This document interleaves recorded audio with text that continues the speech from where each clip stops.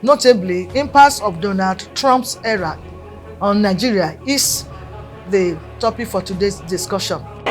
People fight for America to be what it is today. That's it. Go back to your home and fight.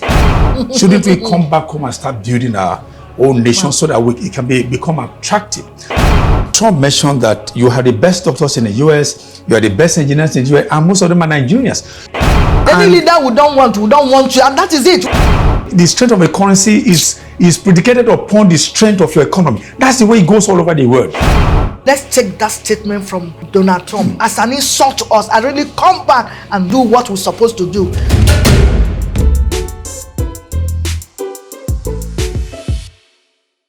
Welcome back. In case you're just joining us, the topic is impact of Donald Trump era on Nigeria. He has already noted it, that the best engineer, the best doctors are Nigerians. But instead of developing our own, we are developing them. There you are living there, you pay your tax. Their bills are so high, you pay your tax, you pay everything. Bills, they are so high. Even the money you think you make, they will take all of them from you from paying your bills. They use one hand to give you another to take back. So I think it's something we have really need to think about it, really, and see what we can do. And our government, you people have led us to this state we are in now. Government, do something. Rise to your responsibility. I'm happy that we're having some good hospitals are coming up now because of the devaluation of Naira. You know, many people are no longer traveling abroad to go and do, check tests and all. They do that here. Here in Nigeria. We have good ones here. We have also in Benin. We have so many places. And that also helps us to some reasonable extent. So let them also look at other areas. And then this our youth will come back because there are so many outside. When they come back and then put in that their knowledge in what we're doing, then we will be getting better. Yeah, Nigeria will get better. That's what we're saying. It's not out of what I'm saying is not out of hatred or anything. No, but that is sense. They always say there's always a sense in a nonsense. That's it. From that nonsense, there's a sense. That sense I get is time for us to really say who are even America. We can do without them. Indeed, we can do without them. If it comes to that extent. Let's come and put our hands together and stop running and running. When we run, who are you leaving this place for? So that is what it is. We'll take a break. I'll come back. We enter question and answer session. Vivid view. Say and do it.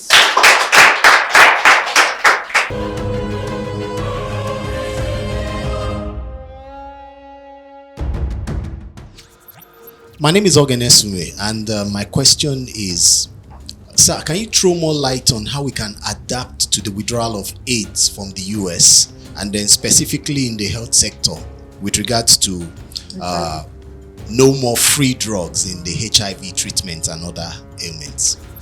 My name is Omile Temitokwe. How would America president's policy affect Nigerians studying America?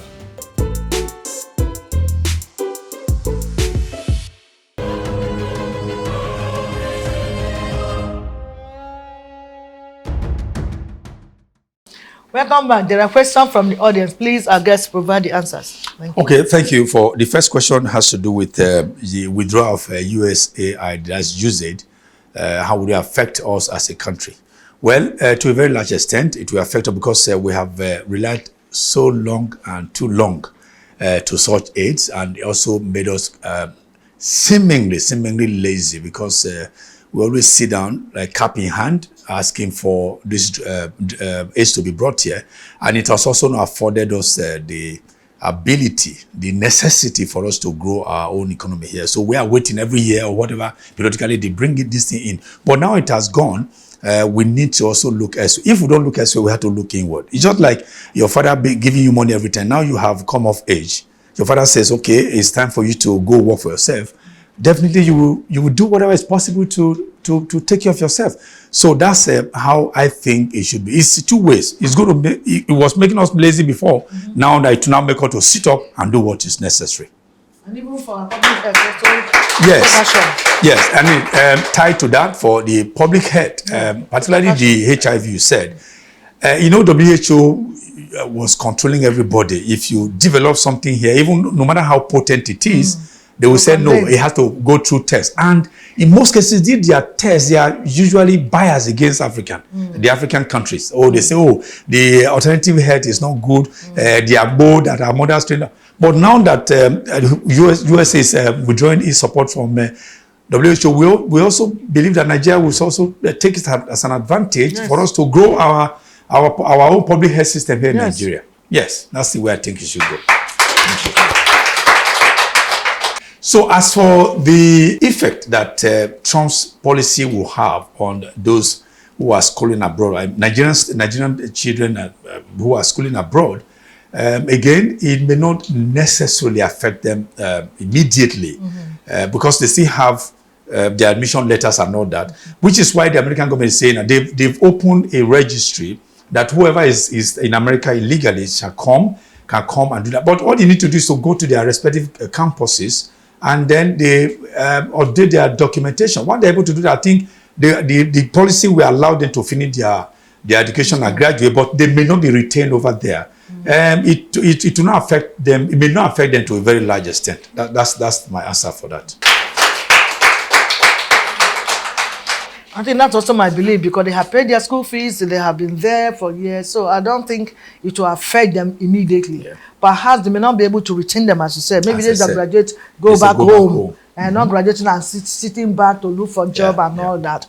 But at least they will be able to complete their education before. Yeah. Thank you so much. We'll take a break now. Vivid View. Say it and do it.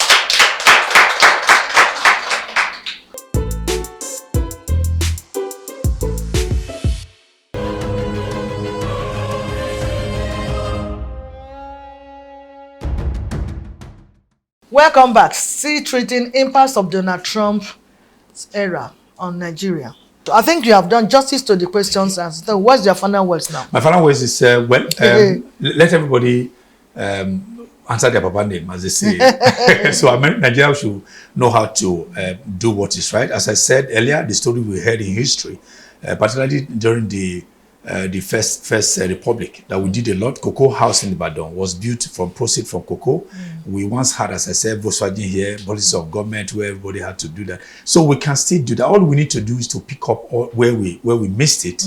And let me quickly say this, that no matter how much we vilify General government Abacha, should come up this time.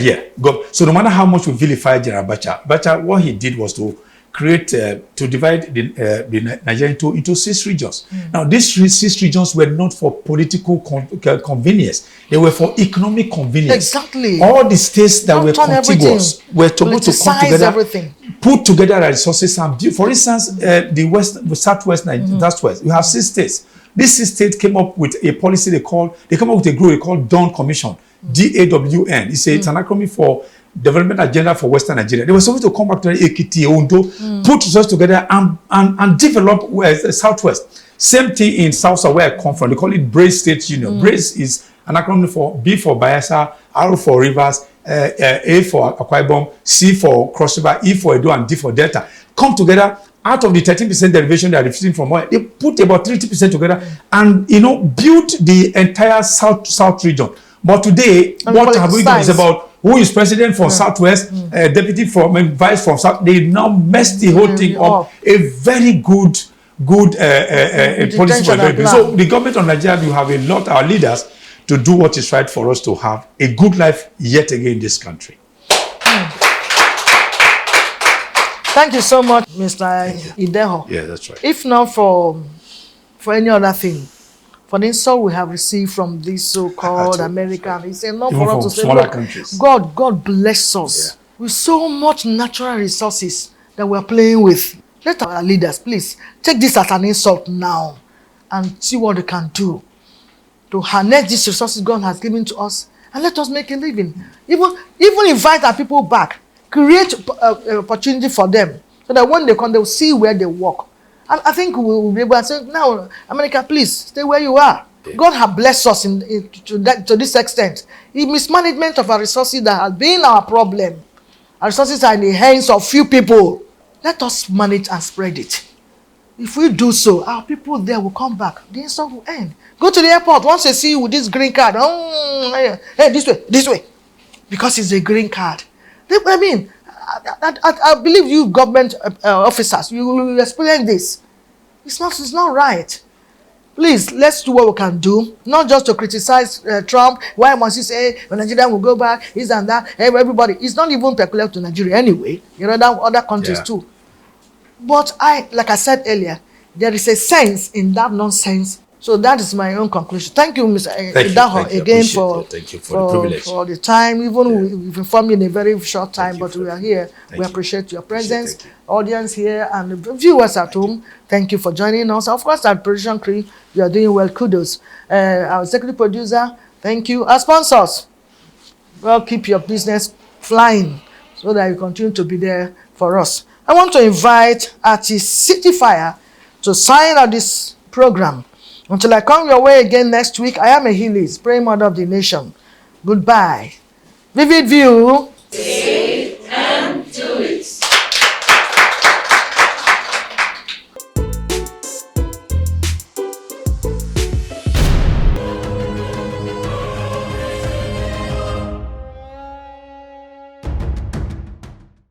Àti kọ́nà pé màá là màá níláárí bàbá gbọ́nà jọ̀wọ́ ni màá lówó ná àtìlẹ́ bá ṣú oṣù pàwọn fún àkárí ayé. So I believe it's not grace, no pain, no gain. My hustle go take me far. Ṣé dáàdi o ẹ̀yà dábàá máa ló fò hustle ló là mí o till I get in my money o.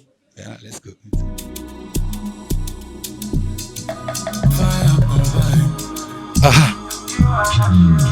Àbọ̀ fire kan fire, ó ti wọ́n lọ jàwá lé. Ṣe àsìkò náà pé màá là màá níláárí. You are watching Vivid View Talk Show. Màá lówó náà àtìlẹ́ bá ṣú oṣù pàwọn fún àkárí ayé.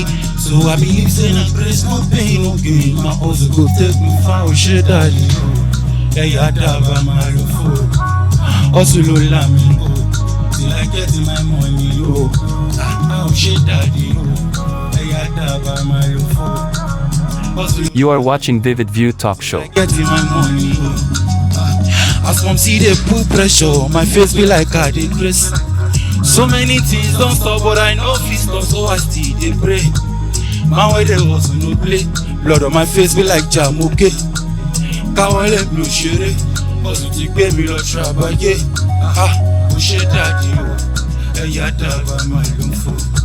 You are watching Vivid View Talk Show. Till I get my money o, ó ṣe dáàdi o, ẹ̀yà dábàá máa ló fò. Hustle ló là mí o, till I get my money o. Last time I check on myself, I wasn't feeling okay, my body. Olúwa ló lè jọ ṣàánú mi. See, the last time that I checked on myself, I wasn't feeling okay, my body. Olúwa ló lè jọ. You are watching Vivid View Talk Show. Àti kọ́nà pé màá là màá níláárí bàbá gbọ́nà jọ̀wọ́ ni màá lówó ná àtìlẹ́ bá ṣú oṣù pàmò fún àkárí ayé.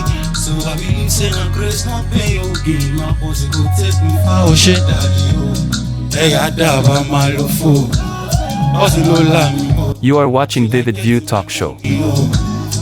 Ó ṣe dáàdi o ẹ̀yà dábàá máa lò fò hustle ló là mí o till I get my money o. See, asa mi ò ṣàpọ̀, I dey find money mi ò parọ́. But I'm on fire. If na hustle go pay me so, ṣe you see me so. Ẹsẹ̀ mi ò délẹ̀, bàbá gọ́ọ̀dì jọ̀wọ́ mo fẹ́ débẹ̀. Ọmọ ìyá mi fò jélẹ̀. You are watching Vivid View Talk Show. Tó ń pa òwò jẹ́ kó ṣàwò. Tani mi Pablo jẹ́wọ́ já mi sí, kémi mọ̀ àwọn dá mi sí. Àṣàbà.